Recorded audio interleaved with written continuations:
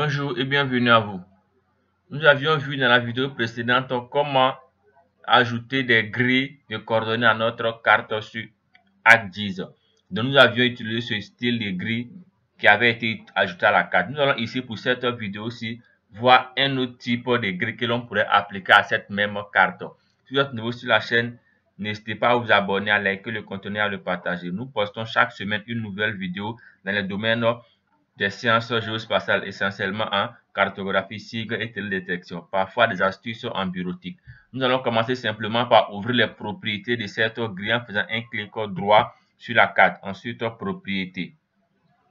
Un détail très important, si vous n'êtes pas dans le canevas des cartes que vous faites un clic droit, par exemple, hors de cette zone de carte là, vous faites un clic droit en dehors, vous allez avoir ici l'option de propriété qui est absente ici.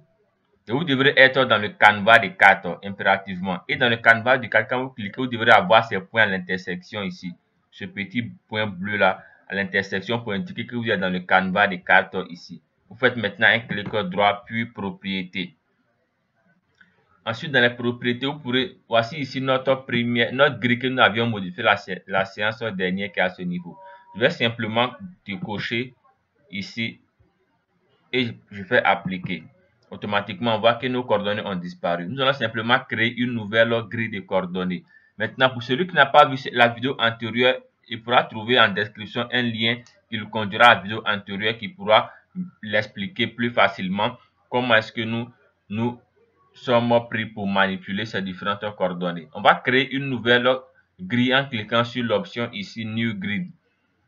Et on peut lui donner un nom. Dans le cas présent, nous allons utiliser l'option Measured Grid. La première manipulation était pour nous d'utiliser cette première option graticule. Nous utiliserons maintenant l'option Grid. Et pour chaque modèle que vous allez utiliser, vous pouvez voir une description de la prévisualisation ici. Quel que soit le modèle, vous pourrez voir la prévisualisation. Nous choisissons ici la seconde option qui est à ce niveau-là. Et nous pourrons lui donner un nom. On va l'appeler ici par exemple test 2. Et nous allons simplement faire suivant. Ensuite, un conseil très important. Par défaut, le modèle de grille que vous utilisez est capable de redéfinir votre espace d'étude avec les coordonnées exactes. Pour mieux comprendre cela, par défaut, lorsque vous lancez l'option pour désigner les grilles à votre donnée, il calcule automatiquement le canevas et il fait une subdivision selon l'espace disponible ou selon l'étendue de la zone pour que les coordonnées puissent s'afficher. Il fait un calcul automatique. Donc, si vous n'avez pas une très bonne maîtrise de la zone, évitez de modifier les valeurs par défaut. Donc, les valeurs par défaut qui sont données sont prises, disons, en fonction du canevas des cartes. Et lorsque vous allez avoir une très grande zone, il va lui-même automatiquement recalculer. Dans le cas contraire, vous maîtrisez bien la zone, vous pourrez paramétrer vos différentes données. Dans notre cas présent, nous allons laisser tous les éléments ici par défaut. L'on pourrait ici choisir de mettre seulement que du texte ou seulement utiliser des croix telles que nous savons faire cela ou même utiliser ici les grilles and labels. Nous prenons ici le cas des grilles and labels et nous laissons la projection ici à une projection géographique. Nous avons ici le WGS 1984 et automatiquement l'intervalle est désigné ici avec la valeur et avec ici en degré décimal. Donc nous n'avions rien modifié, nous allons laisser simplement les paramètres par défaut. Nous faisons simplement suivant. Ensuite, à ce niveau, dans cette option, on pourrait ici vouloir seulement que les divisions majeures. Cela est beaucoup pratique. Je vais simplement décocher l'option des divisions mineures là. On peut changer la police, le type, disons le texte ici, en modifiant le nom de la police, la taille de la police, la couleur de la police et autres. Par défaut, laissez en noir, à moins que vous ayez un fond qui est homogène, qui est hétérogène. Et évitez des fonds hétérogènes à vos données cartographiques. Je vais simplement faire OK. Ensuite, je vais faire suivant. Je vais faire finish ici. Ensuite, voici ici le test 2 qui a été créé. Je vais simplement faire appliquer. Et on va vérifier le résultat. Le rendu cartographique, il est là. Moins 5,7420 1300. Donc ici, les valeurs sont là. Il a fait une subdivision ici avec des... on ne peut pas définir, à moins qu'on ait fermé ça. Donc on peut bien voir nos coordonnées. Mais si nous observons bien, on voit qu'il met ici une valeur principale qui est en noir avec une taille un peu imposante et une valeur ici qui est en gris. On peut simplement paramétrer cela en allant dans les propriétés de la grille qui a été créée, qui est le test 2. Nous sélectionnons puis nous faisons simplement propriété. Dans les options de propriété, nous allons modifier ici les réglages qui nous permettront d'avoir un style particulier. D'abord, nous pouvons voir au niveau des axes les possibilités de modification telles que nous savons le faire. Nous pourrons vouloir que ici les marques soient à l'intérieur comme à l'extérieur. Pour ce faire, on a l'option ici inside pour dire l'intérieur, outside pour dire extérieur. Et on peut baisser ici la taille de ces marques là simplement. Je vais laisser à 3 et je vais laisser à outside. Et on a d'autres possibilités concernant le style de bordure et autres qui sont disponibles. Et on peut simplement, selon le style qui sera appliqué, on peut aller dans les propriétés de ce style-là et à nous de modifier. Je peux augmenter par exemple ici à 2 et je fais OK. On peut modifier autant de possibilités qui s'offrent à nous. Et au niveau des labels, l'élément qui nous concerne réellement, le label veille à ce que pour ce style de gris, veillez à ce que toutes les options ici soient cochées. Et au niveau de format, vous devrez avoir Mixed Font. Sinon, si vous prenez un autre type de format, vous allez avoir un autre type de coordonnées. Et on va vérifier cela plus tard. Nous conservons le premier type de format ici. Et pour modifier le texte ici en gris, on va simplement cliquer sur Additional Properties. Nous cliquons simplement dessus.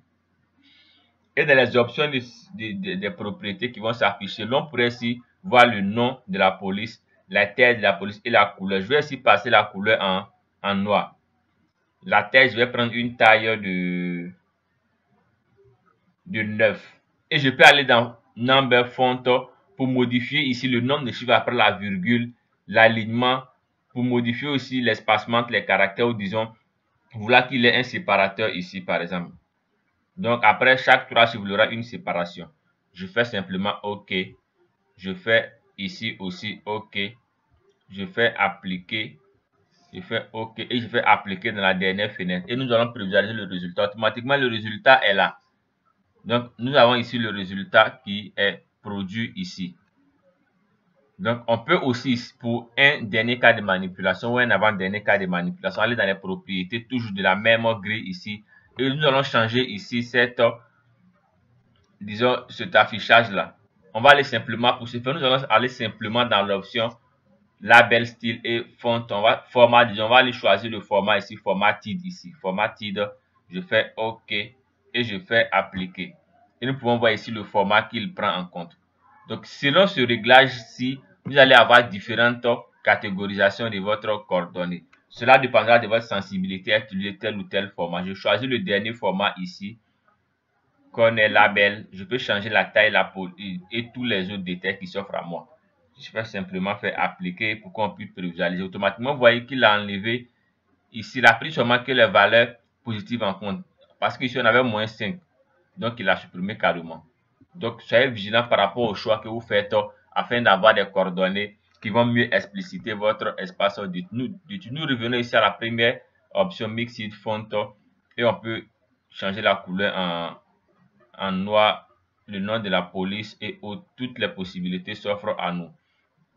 Je vais aussi changer ici les propriétés additionnelles toujours en noir, une taille de 8 pratiquement. En Arial, je vais simplement aller dans Number Format. Je peux modifier ici le format à 6 chiffres, 5 chiffres, cela dépendra de moi. Je vais cocher cette option-là. Et on a autant de possibilités, autant d'options que l'on pourrait cocher. À vous de voir, vous devrez cocher chaque option et les prévisualiser pour voir réellement quel serait le rendu final. Je vais changer le style de la police principale. Ici, bon, laissons en Arial, on va passer à 12. Donc, vous pourrez modifier chaque élément et prévisualiser ici le résultat final. Et voici ici nos différentes coordonnées qui sont listées là. Nous voyons qu'au niveau de cette option, l'option des axes ici à gauche, on a les coordonnées ne sont pas écrites telles que nous voudrions. Donc, on peut aller dans les propriétés toujours et nous allons simplement inverser ici l'orientation. Donc, nous cliquons et nous allons aller au niveau de label orientation. Nous sommes à gauche et à droite. On va simplement cocher left and right. Nous faisons OK, puis nous faisons appliquer. Automatiquement, les coordonnées sont ici notées là. Donc, on peut voir avec ce format, c'est qu'il met tout simplement devant chaque coordonnée ici le signe, on a ici moins pour indiquer que nous sommes ici à l'ouest. Et le plus ici, nous sommes à l'ouest ici. Et le plus pour dire que nous sommes au nord. Donc nous sommes au nord-est pour cette donnée cartographique là. Je vais dézoomer et replacer ma carte pour qu'on puisse réellement. Je passe en 1 sur 1 au cet affichage là. Ok, donc on peut bien voir ici. L'on pourrait modifier aussi le style de gris ou des lignes pour avoir ici une couleur moins foncée pour que la donnée cartographique ne soit pas altérée. Donc voici ici la manipulation qui s'offrait à nous pour cette séance de formation qui nous permettait d'incorporer ou d'intégrer des grilles à notre carte ici que nous avions réalisée. Pour celui qui aimerait savoir comment réaliser ce type de carte avec un ensemble de possibilités de manipulation, qu'il le contacte en description, il aura la possibilité de recevoir le pack complet de formation sur ArcGIS détaillé et expliqué pas à pas qui permettra ici à chaque utilisateur d'être autonome et indépendant. Merci, à très bientôt. Prenez soin de vous.